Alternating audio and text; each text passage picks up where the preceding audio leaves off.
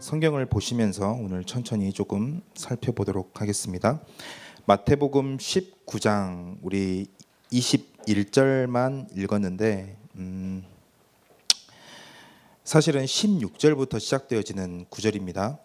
여러분들이 16절을 보시면은 이 사람이 조금 중요한 질문들을 예수님께 하는 것을 볼 수가 있습니다. 내가 무슨 선한 일을 하여야 영생을 얻으리까? 라는 시작으로 이러한 대화들이 시작되어지는데 여러분들이 이 구절들을 통해서 한 학기가 조금 여러분들의 방향들이 잡혀지는 좀 귀한 시작이 되어지길 바라겠습니다. 여러분들 구원을 받은 사람이라면은 그 마음속에 아주 작은 열망이 하나 시작되어지는데 저는 그 열망이 온전하기를 바란다라는 그런 열망이 시작되어진 것 같습니다. 이게 내가 완전하고 싶다, 온전하고 싶다라는 그 열망이 사실은 구원받은 사람이라면은 나타나게 돼 있어요. 아직 그런 욕심이 여러분들 안에 꿈틀거리지 않는다면은 그것은 심각하게 한번은 의심해 봐야 할 어떤 좀 중요한 것들이 될 것입니다. 내가 완전하고 싶다. 내가 이왕 믿는 것 좀 제대로 믿고 싶다. 이왕 주님을 위해 살기로 한 것 좀 부끄럽지 않게 살고 싶다라고 생각하는 것은 지극히 자연스러운 것이에요. 그래서 좀 더 기도하려고 하고 좀 더 성경을 읽으려고 하고 또 좀 더 뭔가를 열심을 내는 것은 그리고 좀 더 양심적으로 되려고 하는 것은 자연스러운 현상이고 너무나도 당연한 것인데 사실은 여기에 심각한 함정이 하나 있다라는 것입니다. 예전에도 한번 이야기를 한 적이 있는데 그 유명한 정치인이자 또 전 대통령이었던 그 천주교인이었어요. 김대중 전 대통령 옥중서신을 여러분들 한번 읽을 기회가 있으면은 절대 안 읽겠지만 한번 읽어보기를 추천합니다. 보시면은 그 사람의 식견이 어느 정도인지를 좀 가늠해 볼 수 있어요. 되게 좀 진짜 책을 많이 좋아하는구나, 좀 다양하게 아시는구나라는 것을 느낄 수가 있는데 그 사람이 천주교인으로서 신앙을 엿볼 수 있는 구절이 하나 있었어요. 제가 한번 읽어드리겠습니다. 우리가 신앙의 거인이나 빈틈없는 의인이 되려 하면 위험합니다. 그런 사람은 신앙의 기쁨보다는 고통이 되어 좌절하거나 역으로 위선자가 되는 수가 많은 것 같아요. 이 점을 나는 신앙생활에서 아주 명심해야 할 점으로 생각합니다. 이해하셨습니까? 우리가 신앙의 거인이 되려고 하거나 또는 빈틈없는 의인이 되려고 하면은 위험하다는 이야기를 하고 있어요. 저는 여기에 동의를 하고 있습니다. 우리의 신앙의 목표가 어떤 정말로 뛰어난 전도자가 되거나 완전하려고 하거나 또 무슨 어떤 신앙의 거인이 되려고 하거나 저는 이제 개인적으로 손양호 목사님을 존경하는데 그분처럼 돼야겠다라는 어떤 열망에 휩싸이게 되면은 굉장히 위선자가 될 수 있는 여지가 많이 있다라는 것이죠. 오히려 좌절감에 휩싸이게 된다라는 것입니다. 근데 오늘 구절을 보시면은 예수님이 원하시는 것은 그런 게 아니었다라고 생각이 들어요. 우리가 완전해지고 완벽해지고 온전해지고 대신 우리에게 다른 목표를 주셨다라고 볼 수가 있습니다. 저는 오늘 이 말을 조금 오해하지 않고 좀 들었으면 좋겠는데 분명히 이렇게 얘기했습니다. 마태복음 5장 48절을 보시면은 너희 아버지의 온전하심과 같이 너희도 온전하라라고 이야기를 하고 있어요. 그러니까 온전이라는 것은 하나님이 우리에게 정해주신 목적이 맞아요. 그렇지만 이 온전한 건 우리의 목적이고 우리의 꿈이고 우리의 비전이고 그래 나도 하나님의 형상대로 창조되었으니까 하나님처럼 돼야 돼라는 생각은 정말로 지극히 자연스러운 거지만 하나님의 기준에 부합한 온전이라는 것에 도달하는 방법은 우리가 생각하는 방법과는 다르다라는 거예요. 오늘 이 사실을 이해하는 은혜가 있기를 바라겠습니다. 정말로 온전은 그럼 어떻게 할 수 있냐? 내가 하나님 앞에 온전하고 싶은데 어떻게 할 수가 있냐? 그렇다면 온전이 무엇입니까? 온전? 원어로는 텔레이오스라고 나와 있는데 뭐 몰라도 되지만은 여기에 뜻은, 이 온전이라는 뜻은 지정된 목표에 이른다라는 뜻을 가지고 있어요. 그러니까 온전 자체가 목표, 목적을 가지고 있기 때문에 목표를 목표한다, 목표를 목적한다, 이런 말이 안 되는 거예요. 뭔가의 목적을 향해서 이른다라는 뜻을 가지고 있어요. 원어로는. 그래서 우리의 목표가 대체 무엇이냐는 거예요. 무엇이길래 우리가 온전해야 되고 무엇이길래 우리가 이것을 향해 나아가야 되냐는 거예요. 오늘 구절을 다시 한번 보십시오. 오늘 이 청년은 부자였습니다. 밑에 보시면은 그가 22절에 보시면 청년이 재물이 많음으로라고 되어 있어요. 굉장히 많았나 봐요.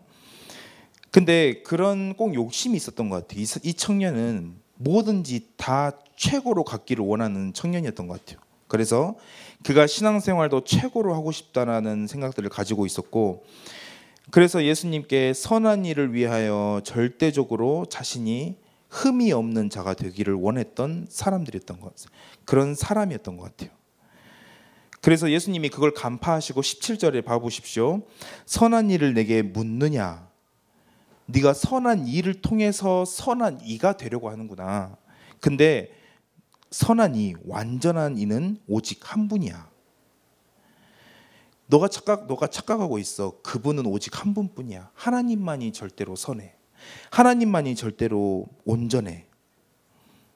그 절대적인 선언이에요. 그래서 이 사람이 가지고 있던 욕심, 그러니까 더 온전해지고 싶고 더 완벽해지고 싶은 신앙생활을 예수님이 어떻게 표현하는지를 이해하고, 이번 학기 우리가 어떤 목표를 가지고 나아가야 되냐라는 것을 여러분들이 조금 붙잡는 시간이 되기를 바라겠습니다. 첫 번째입니다. 오늘은 특별히 판서를 하지 않도록 하겠습니다. 첫 번째는 예수님이 말하는 온전에 이르는 길, 예수님이 말하는 다른 목표, 그것은 대체 무엇이냐? 바로 네 소유를 팔아 가난한 자들에게 주라. 네가 온전하고자 21절 봐보십시오. 네가 온전하고자 할진대 가서 네 소유를 팔아서 가난한 자들에게 주라. 이게 예수님이 말하는 온전해지는 방법이었어요. 그 어느 계명에도 나와 있지 않은 방법. 소유가 뭐고 가난한 자가 무엇입니까? 여러분들 어플루엔자라는 단어를 들어본 적이 있습니까? 한 번쯤 들어봤겠죠? 풍요를 뜻하는 영어 단어와 독감을 뜻하는 낱말의 합성어예요. 근데 지금 어떤 다큐멘터리에서 97년에 이 단어를 이야기를 했는데 그 뒤로는 널리 쓰이는 언어로 정착이 되었다고 합니다. 이 어플루엔자라는 말은 뭐냐면은 지금 이 현대인을 뜻하는 말인데, 끊임없이 더 많은 것을 추구하는 태도. 즉 이미 많은 것을 가졌으면서도 채워지지 않는 갈망으로 인해 고통을 받는 우리를 뜻하는 거예요. 그러니까 그냥 소유가 아니에요. 미친 듯이 더 갖고 싶고 미친 듯이 더 원하는 우리의 모습을 뜻하는 단어로 사용을 하고 있다는 것이죠. 예전에도 이야기했지만 우리가 소유에 가지고 있는 집착은 어마어마하죠. C.S. 루이스가 이런 말을 했습니다. 우리는 무엇을 소유한 데서 기쁨을 얻지 못한다. 기쁨은 곁에 있는 사람보다 더 많이 가졌다는 사실에 즐거움을 얻는다. 우리는 자신이 부유하거나 영리하거나 잘생긴 것을 자랑스러워하지 않는다. 그럼 무엇을 자랑스러워합니까? 뭐라고 되어 있죠? 남들보다 더 부유하고 더 영리하고 더 잘생긴 것을 자랑스러워한다라고 되어 있어요. 우리가 소유해서 보이는 집착은 다 여기서 원인을 가지고 있습니다. 록펠러 이야기도 제가 이야기했었죠. 그가 무엇이라 했습니까? 한 사람을 행복하게 만들기 위해서 얼마나 많은 돈이 필요합니까? 어떤 한 기자가 물어봤어요. 근데 그가 이렇게 말을 했어요. 그저 조금만 더 많이 그 사람보다 가지고 있으면 됩니다. 그저 조금만 더 많이 있으면 됩니다라고 표현했어요. 그러니까 이건 답이 없는 거예요. 그런 소유에 집착하고 있는 우리의 자신의 모습, 오늘 예수님이 우리에게 보여주시는 신앙생활의 온전함, 그것은 하나님이 우리에게 주신 목적인데 거기에 도달하는 방법은 사실은 굉장히 간단한 곳에 있다라는 거예요. 너가 그렇게 집착하고 있는, 소유에 집착하고 있는 그것에 목표를 조금 돌려봐. 목표를 조금 돌려야 돼. 그것은 네가 가지고 있는 것들은 영적으로든 육신적으로든 가난한 자들에게 주면 되는 것들이고, 그것은 베풀면 되는 것들이고, 그것은 사람을 살리기 위해 사용하면 되는 것들이고, 너의 목표를 조금 돌려서 다른 것을 추구해라고 이야기를 하고 있는 것입니다. 성경은 소유 자체가 나쁘다고 말하고 있지 않습니다. 하나님을 사랑하는 많은 부자에 대해서 이야기를 하고 있어요. 아리마다 요셉, 가이오, 루디아도 그 중에 하나겠죠. 근데 이런 19절 23절을 한번 봐보십시오. 진실로 너희에게 이르노니 부자는 천국에 들어가기가 어려우니라 라고 되어 있어요. 이 구절 때문에 마치 부자는 뭔가 부정적인 이미지로 가득 차 있다라는 거예요. 근데 여기서 어렵다라는 표현은 마치 소화되기 어려운 상태, 뭔가 어려워, 그치만 가능은 해. 이런 부자, 이런 다른 것에 집중해 있는 사람들은 구원과 좁은 길을 가기에 가는 것을 선택하기가 어렵다라는 이야기예요. 왜 이렇게 될까요? 왜 이런 선택들을 할까요? 저는 그렇게 생각합니다. 이렇게 소유에 가지고 있는 내 능력이든 내가 가지고 있는 재물이든 내가 가지고 있는 것들에서 희망을 찾기 때문이에요. 또 미래를 꿈꾸기 때문이에요. 근데 우리의 희망과 우리의 미래는 거기에 있지가 않아요. 부자 청년에게는 그게 가장 어려웠던 것 같아요. 내가 재물에 희망을 두고 있고 그것을 가지고 꿈꾸고 있는 미래가 있는데 그걸 가난한 사람들 다 주라고 하니까 너무 막연한 거야. 여러분들 희망을 걸고 있는 게 무엇입니까? 여러분들 잘하는 것 중에 뭘 걸고 있습니까?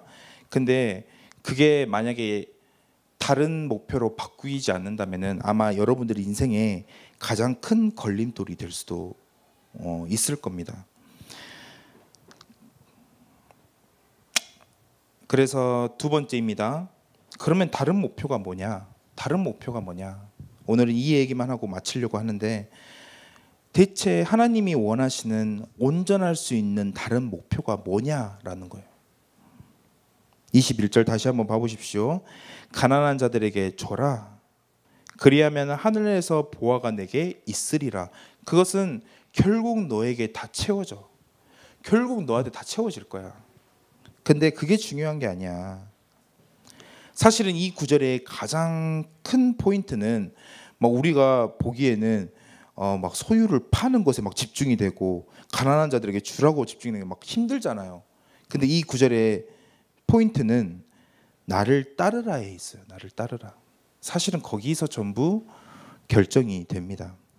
그래서 우리에게 다른 목표가 있다면은 말씀을 붙잡고 이번 학기 살아보겠다. 기도 조금 열심히 하겠다. 성경 조금 읽어보겠다. 그거 다 내려놓으세요. 그렇게 안 해도 돼요. 지교회 좀 참석 잘하겠다. 여러분들 사소한 목표들, 영적인 성장을 위한 목표들 있잖아요. 그거 다 내려놓고 오늘 이 목표에 여러분들이 딱 잡아보세요. 예수님을 닮아가겠다. 예수님을 따라가겠다. 거기 안에 모든 게 다 포함되어 있기 때문입니다. 예수님은 나를 따르라라고 이야기를 하고 있어요. 제가 예전에 러시아 상트페테르부르크, 발음이 맞는지는 모르겠습니다. 상트페테르부르크에 이제 갔는데 거기가 제가 느끼기에는 경제적인 수준이 저희 나라보다 훨씬 낮다라고 생각이 들었어요. 근데 거기 이제 게시판 같은 게 길거리에마다 있단 말이에요. 근데 거기 보면은 그 게시판에 막 발레 공연 막 이런 것들이 있어요. 그러니까 문화적으로 우리랑 좀 달라요. 그러니까 경제적으로는 굉장히 조금 낙후되어 있는 느낌인데 이미 문화적인 수준이 올라가 버렸기 때문에 이게 잘 떨어지지가 않는 거예요. 경제는 떨어질 수 있지만 문화적인 수준이 떨어지지 않는 러시아를 보면서 참 신앙생활 같다라는 생각이 들었어요. 여러분들 이 말을 이해하십니까? 여러분들 하다가 넘어질 수 있어요. 막 시달릴 수도 있어요. 넘어질 수도 있어요. 근데 여러분들이 이 목표를 가지고 자꾸만 변화되어지면 미끄러질 수 있지만은 여러분들 수준을 다 잃어버린 거 아니에요. 다시 여러분들 수준으로 회복할 수 있어요. 그렇게 점점 변화되어지고 가는 거예요. 여러분들이 넘어졌다고 해서 0이 되는 거예요. 다시 출발하는 거 아니에요. 하나님이 우리를 변화시키는 방법은 서서히 변화시키지만 또 넘어뜨리기도 하시고 거기서 또 다시 우리가 다시 서서히 올라가기도 하는 그런 것들을 여러분들이 조금 이해하셨으면 좋겠어요. 그래서 이 나를 따르라라는 거룩한 목표에 여러분들이 조금 이번 학기 스스로 조금 고민해 보세요. 내가 예수님을 따라간다는 게 무엇일까? 나의 현 위치에서, 나의 시간표에서, 나의 여건 속에서 예수님을 따라간다는 게 무엇일까? 헨리 나우엔이 이런 얘기를 했습니다. 제가 진짜 좋아하는 작가인데 우리들의 영적 생활에 있어서 커다란 도전이 하나 있는데 그것이 뭐냐 하면 우리 자신이 예수님과 같다고 주장할 수 있어야 한다. 생소하죠? 그렇죠?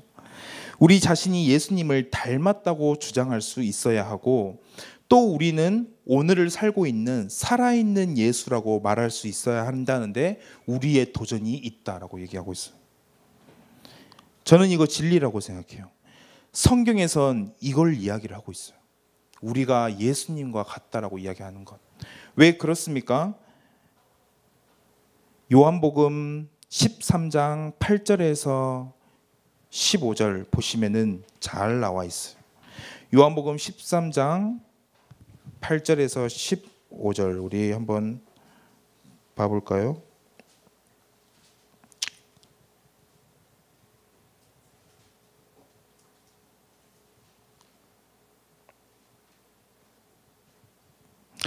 (15절) 봐보십시오. 뭐라고 되어 있습니까? 내가 너희에게 행한 것 같이 너희도 행하게 하려 하여 본을 보였노라. 예수님의 방법이에요. 예수님은 자기를 닮기를 원해요. 왜 우리를 하나님 형상대로 창조했습니까? 하나님은 우리가 하나님 닮기를 원하기 때문이에요. 또 한 가지 있어요. 로마서 8장 29절입니다.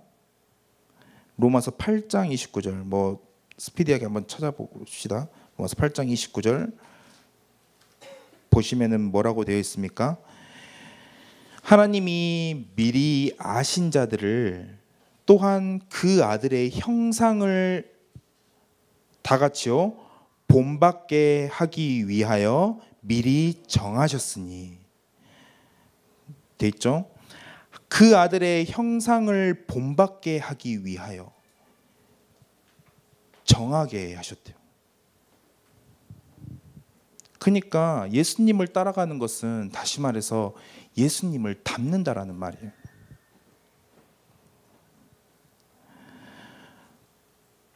또 어디 있습니까? 에베소서 4장 한번 봐보십시오. 제가 메시지 가운데 참 많이 강조했던 말씀이죠.